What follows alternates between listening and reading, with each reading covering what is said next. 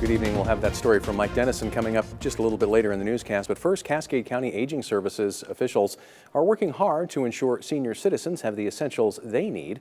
Director Kim Thiel-Schaff says their food delivery program, Meals on Wheels, has seen a dramatic increase since the pandemic started. Drivers delivered just over 1,800 meals the last week of February compared to over 2,400 2 weeks ago. Thiel-Schaff says they've moved 7 people from Aging Services to Meals on Wheels to accommodate the boost in deliveries. The department recently received funding from the CARES Act to help continue operations while at-risk staff members are staying home. The $25,821 boost is only half of the total sum. Thiel-Schaff says that they'll use the other half after July 1st for respite care, continued deliveries, and offsetting food costs. Supplies are getting hard to find, so that money will help us reach out into the marketplace farther and get meat, vegetables. We're having trouble with chicken and pork right now, like everybody else is. So we're just having to make some alternatives. We're developing plant-based meals, that kind of thing. Cascade County Aging Services delivers hot and cold meals to residents around the county 5 days a week and around holidays. We have their delivery hours and schedule on our website. One of Montana's most famous museums will be soon back in business. The C.M. Russell Museum is turning their lights back on Thursday for their phased reopening. The C.M. Russell Museum store, as well as the Russell House and Studio, will reopen to the public. On June 25th, the entire museum complex will once again be open to the public. Dwayne Broughton, the Director of Art and Philanthropy at the museum, says the reopening is fitting because old Charlie Russell especially loved having visitors. Well, nobody liked having visitors more than old Charlie Russell, and right along that vein, we're so eager to welcome people back here to celebrate the artist, the man, and the West. So. As part of the reopening, parties larger than 10 will be required to enter the museum in a staggered format.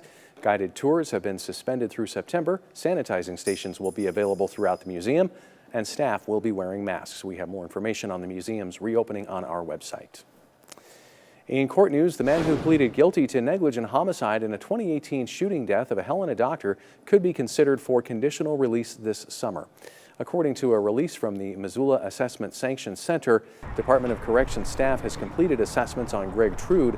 Based on that, they recommended he be considered for conditional release with supervision from probation and parole.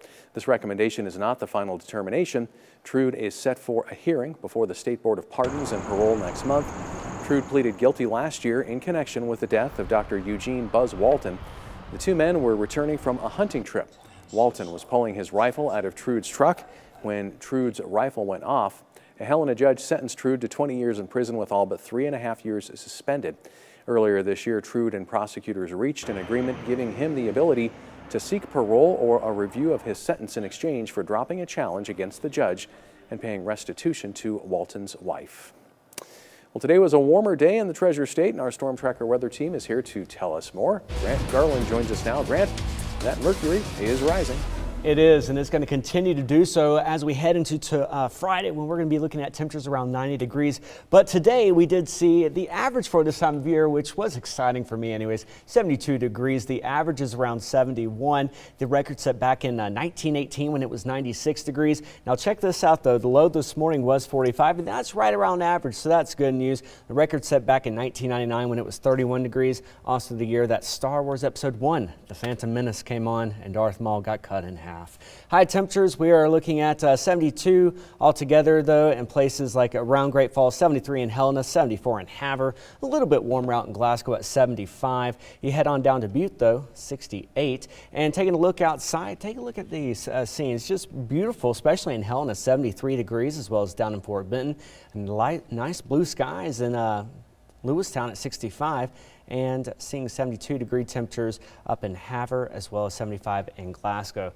Now coming up, we're going to be talking about this continuing trend of warming up as well as what we can expect in terms of rain this weekend. But for now, back to you, Tim.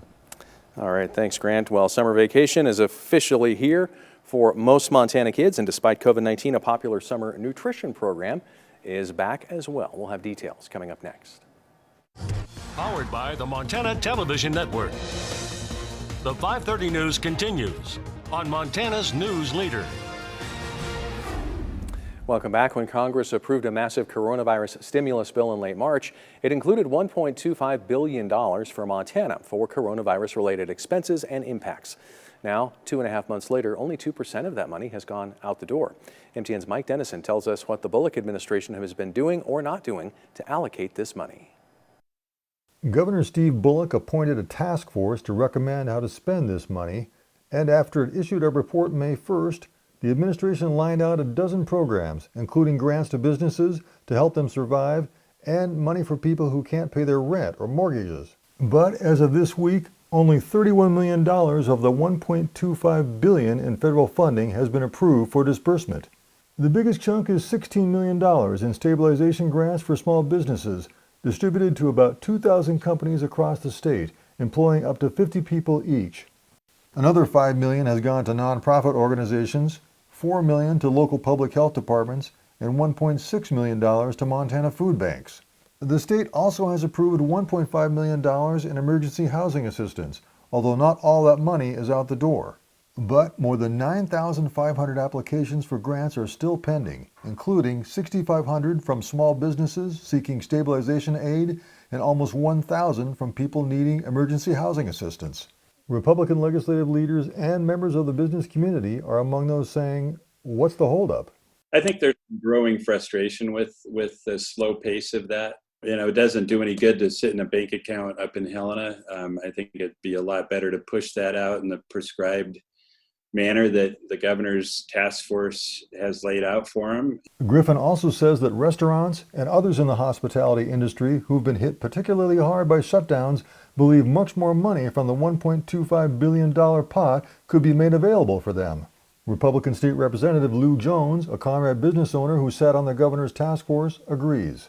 He and others also say the money should be leveraged to create more relief, such as a commercial loan interest deferral program that would enable banks to pitch in as well.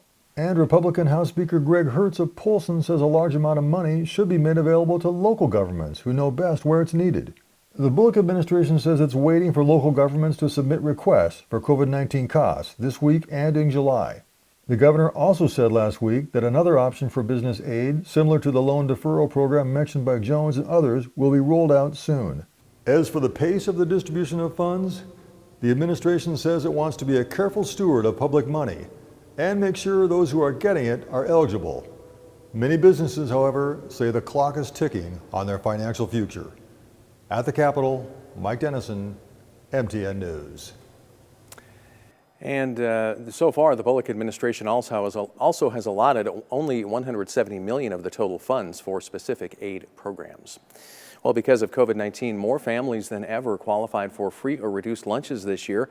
Although today is the last day of school for many public schools across the state, there will continue to be food options for kids throughout the summer. MTN's Andy Curtis has more. For decades, the USDA's Summer Food Service program has provided meals to school-age children across the nation, with thousands of Montana families taking advantage of the program every year. I think it's beneficial, especially to those in the community that maybe have a hard time, providing lunch, providing meals, depend upon the school system to do that. I think that's great. Rain or shine, the Summer Food Service program is open to every school-age child. There is no income requirement or proof of address. That means it doesn't matter if it's a family in their hometown or visiting Helena.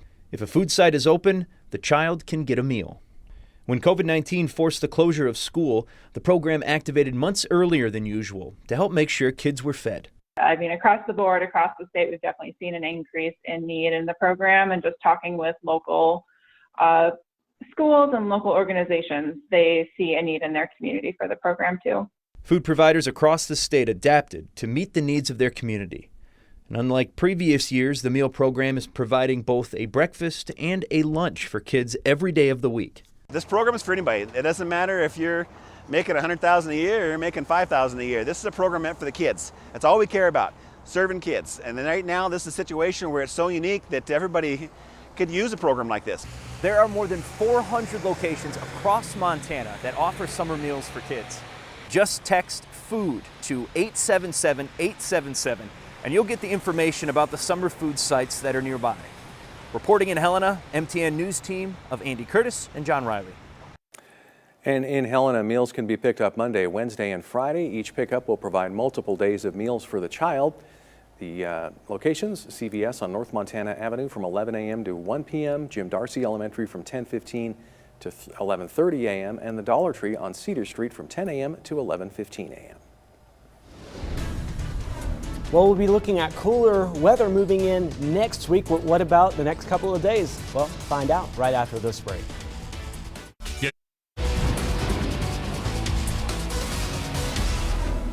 Welcome back, everyone. Take a look at this shot behind me. It's almost like Andy's room in Toy Story with the clouds out there. Looks beautiful with the green scenery too.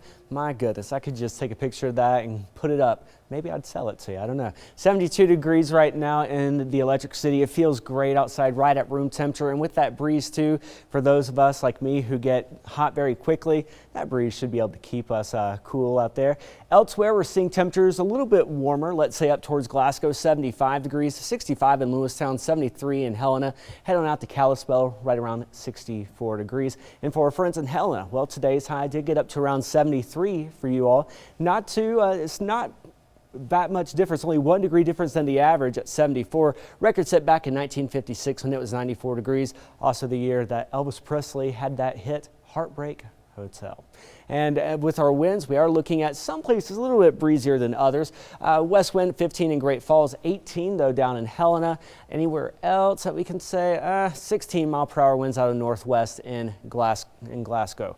Over the last 3 hours, we have been looking at clouds rolling through the area, and but not creating any problems. So that's the good news there. We have been looking at in between partly sunny skies to mostly sunny skies for us all. And the reason why is because of this high pressure situated over Idaho that is really allowing, it's a dome that kind of suppresses any rising air motion, but that will be changing here in a while. Also, I want us to go ahead and take notice of this cold front. This is our next weather maker, and it will be making its way into our neck of the woods by around Saturday. So here we go. As we head throughout the early to late evening hours, we're going to look at the high pressure continuing to move in here. Clouds really start to dissipate, break apart, and it starts to then make its way down towards Wyoming right around 6 in the morning. As that happens, we do see clouds on the rise as well as a couple of showers. So tomorrow, especially later on, I think that we're going to see these around between 6 at night to around 3 in the morning tomorrow into Friday. That's when we could be looking at a slight chance of showers. The cold front, though, Friday 6:30 in the morning, showers going to be kicking up along this as the cold front speeds off towards us, and that will be bringing us another couple of showers on Saturday as well as Sunday. And as far as our winds are concerned, we really aren't seeing a problem here for the next couple of hours, maybe even the next 36 hours. We are looking at 10 to 20 mile-per-hour winds, really all in all 10 to 20 in Great Falls as well as Lewistown. By Friday in the morning, 5 to 10 miles an hour for a lot of folks, so that's the good news there. Now with our temperatures, it's going to be hot on Friday, 90 degrees, so heads up, have that air conditioning unit strapped to your back, whatever you got to do to stay cool. You will not find me outside if I can help it. 85 degrees on Saturday. And also want to go ahead and show over the next 6 to 10 days, we are expecting a cool down, so enjoy the warmer weather if you are like that, because we're going to have some colder weather being brought in. Also, we're going to have a chance for maybe a little bit better chance to have some precipitation, which will be good news for the farmers. As we head through the rest of the work week, 90 degrees on Friday. Saturday, partly sunny skies, windy at times with a slight chance of showers and thunderstorms. Scattered, though, on Sunday. We're going to also start our week off with cooler temperatures with the chance of showers and thunderstorms. And then for our friends in Helena, too, make sure that you have that umbrella with you as we head into the weekend. We're going to go ahead and send it now to Tom. With the Pioneer League season in jeopardy, we take a look back at the history of America's pastime in the state of Montana coming up later. Powered by the Montana Television Network. The 530 News continues on Montana's News Leader. Welcome back. The minor league baseball season hasn't officially been canceled yet, but teams are starting to acknowledge that there likely won't be pro baseball in Montana for the first time since World War II. MTN's Tom Wiley looks back on the history of baseball in the Treasure State. Now, many Montanans might know the names Dave McNally, Rob Johnson, or Steamboat Williams, but they might not know that the first Montana native to ever reach the major leagues wasn't even a player, he was a mascot. Brownie Burke, a bellhop at a hotel in Mammoth Hot Springs had been discovered by the owner of the Cincinnati Reds. And back in the day, mascots were little people. He ended up meeting presidents. He would deliver messages to players when they were cut. Jeremy Watterson and Skylar Browning are the co-authors of Montana Baseball History, a 2015 book detailing the past century plus of America's pastime in the Treasure State. The joke at the beginning, when we told people we were doing a book on Montana baseball, is that there must not much, it's going to be a short book. But then we found more and more and more stuff. And even after the books come out, we continue to find stuff. And through their research, they learned that Lewis and Clark played a similar game called Prisoner's Base while they were making their journey west. Well, it may have been a stick and ball game, but we know that the Corps Discovery played it. And that the first professional baseball league in Montana dates back to 1892. A plumber and an implement dealer wrote a letter to something like a dozen or more towns in Montana, asking them if they wanted to start a baseball league. And Bozeman, Helena, Butte, Phillipsburg, Missoula, and Great Falls got on board. There are countless anecdotes from the barnstorming early years to the Hall of Famers that came through the Pioneer League.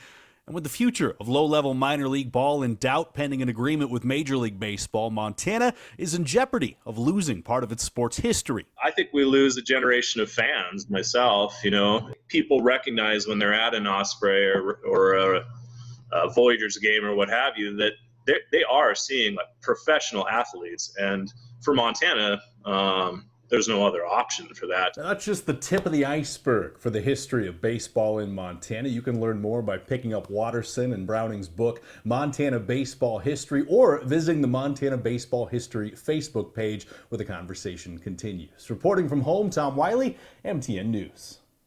And in total, 23 Montana-born players have made it to the major leagues. Many CrossFit gyms around the country, including Great Falls, are looking to end their affiliations with the CrossFit after the brand's CEO sent some controversial tweets over the weekend. CrossFit founder and CEO Greg Glassman sent out multiple tweets on Sunday responding to the Institute of Health Metrics and Evaluation. The institute called racism a public health issue, and Glassman's responses made light of the death of George Floyd and the ongoing Black Lives Matter protests. Big Sky CrossFit in Great Falls posted on Facebook that the gym would be ending its affiliation with the brand. Owner Ryan Smith had considered it for some time, even before the tweets, and he said they don't fit with the inclusive nature of the CrossFit community. And it was pretty easy at that point to say, well, we don't want to be a part of that. We won't, that's not who we're about. We don't want to share that with others or have others basically have to be a part of that too. So we wanted to step away from that at that point in time. We're a village in that sense. Something happens to one person, it's kind of happened to everybody. So, you don't want to be the person that's determining what everybody else has to feel on the situation. Glassman resigned from his position as CEO of CrossFit on Tuesday. We'll be back with one final check of weather right after this. Well, as we go throughout the rest of this week, 80 degrees tomorrow, 90 on Friday with showers and thunderstorms possible starting really on Sunday for us here in the Electric City, but starting a little bit earlier for those down in the capital. Looking at Saturday, having a good chance for showers and thunderstorms, but just a hot next couple of days. All right, well, real quickly, we wanted to remind you the Montana VA healthcare system is inviting veterans to bring their questions to a teletown hall event tonight. That event actually started at 5:30, goes till 6:30. Veterans can still participate by calling 866-478-3358. VA leaders say they're holding the event as an alternative way to engage with veterans they serve. They'll begin by talking about the precautions they've taken to protect health during the COVID-19 emergency. But they say the most important part will be hearing directly from veterans about their experiences with the healthcare system. I want to hear from them, from maybe the worst case scenarios all the way up to the best case scenarios. I want to hear from every veteran that may be having some barriers, because our goal is to remove those barriers at all costs. And leaders say veterans can call in at any time during the hour-long event, but they recommend joining early to hear the full presentation. Again, that number 866-478-3358. And finally, you could call it art imitating life. A museum in the UK is re-imaging some of its classic artworks to reflect the global pandemic.